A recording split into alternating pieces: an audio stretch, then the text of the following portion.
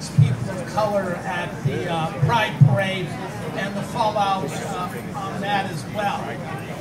So we've got the people here. Any questions? Go ahead. The disabled person in a wheelchair that was thrown out of the wheelchair or dragged out by the police, what led up to that? What? Was there a circumstance that led up to the police taking well, that person out of the again, wheelchair? there was an EMS call about somebody in cornering distress, and that person was never found, even though they searched the whole building. Also, eyewitnesses report that the EMS people didn't even know what building they were supposed to be at, which is bizarre, since they should know the difference between the Huntington Plaza and the Huntington Tower over there. So they weren't real sure who they were looking for. The whole building was searched. The person in distress was never found, but it allowed them to forcibly remove the people in wheelchairs from 3 out of the 4 elevators they were blocking. By agreement, they were leaving 1 elevator free, but that was totally ignored by the EMS, and the police were standing by in near record number. They had to have at least 40 vehicles there. Also, important to note that there was a woman that Connie and I witnessed. We were standing by. The police, she complied. The police came in, she left, she made it to the sidewalk. They demanded to see her ID and figure out where she was from. When she produced ID, she was from Pennsylvania. They arrested her, my argument, in violation of her First Amendment rights of association, her right to travel, her right to engage in political activity. They arrested her because she was from Pennsylvania. Connie and I both witnessed that. So, and this feeds in to Senator Portman's statement that it's, these outside socialists or socialists from New York. Granted, there were socialists there. Many of them were homegrown, but it was really adapt. It was people who suffered with disabilities that were at the crux of it. So we can't let them get away with this.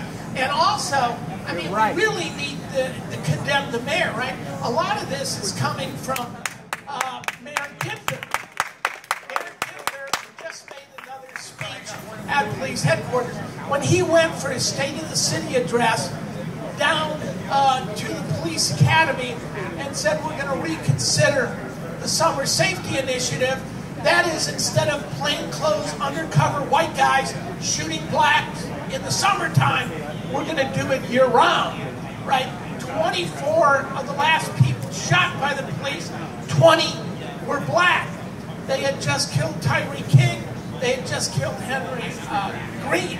So in that circumstance, they've extended the police. Also, those of you who followed the Gay Pride event, and Lori Bell, much to her credit, is that the police knew ahead of time. I mean, they didn't have time to block anything. The police were there. I mean, we live in this surveillance state.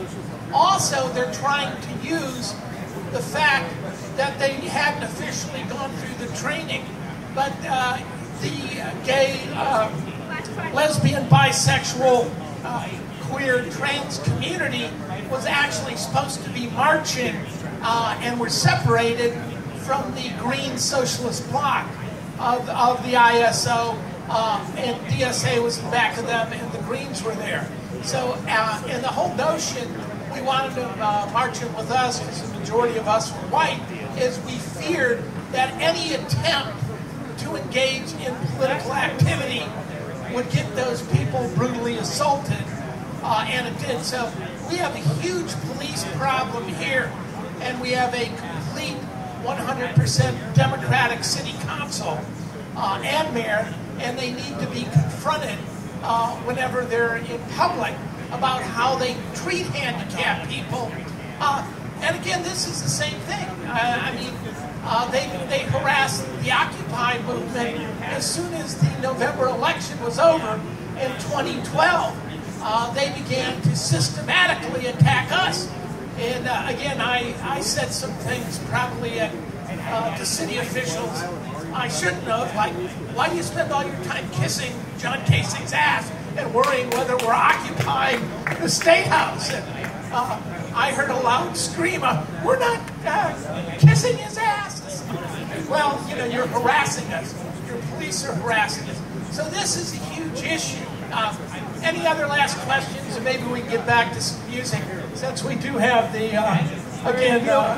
State House band here. Uncle John State. Who is Uncle John? Uncle John Kasich. Okay. So, any last questions? All right, Harvey Wasserman, come on quick. What did you say, John? Harvey! I just wondered, where was the city public safety director when all these people in wheelchairs and all that kind of thing were trying to demonstrate there? I mean, I know that they have concerns and stuff like that over the health care plan and all that kind of thing, but I mean, they're probably putting themselves in very dangerous situations in terms of the facilities that they were trying to occupy. You know what I'm saying? And if I was a safety director, it's a good question. Where was the safety director?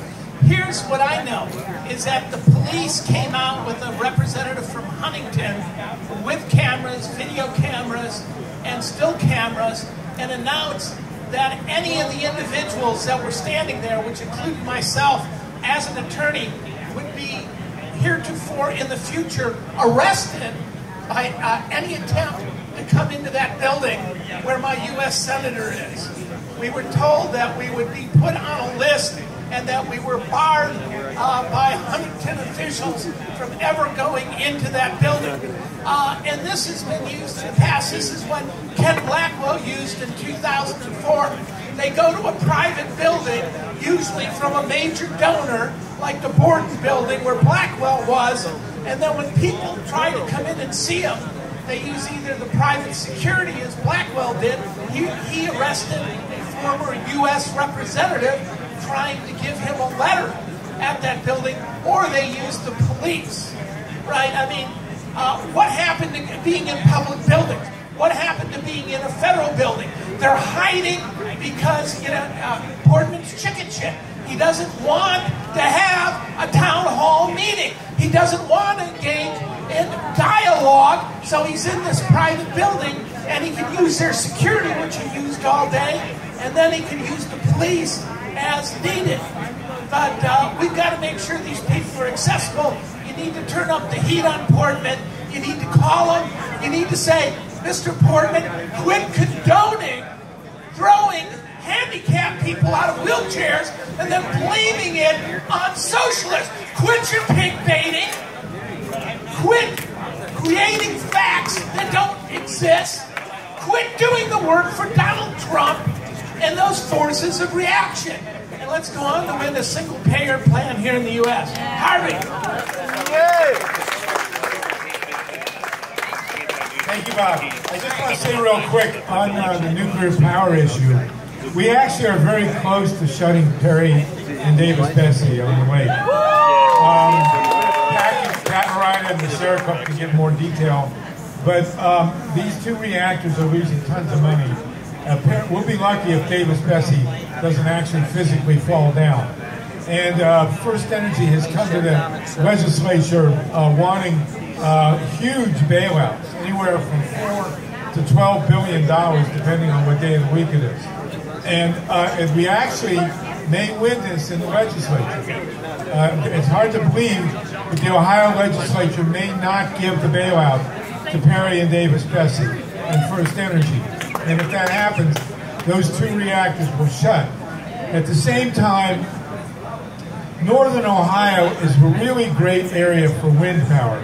It has steady wind, it's flat, there's a lot of farmers up there that really want the windmills, and there's a lot of transmission, and they're very close to the major areas where the wind power would be consumed.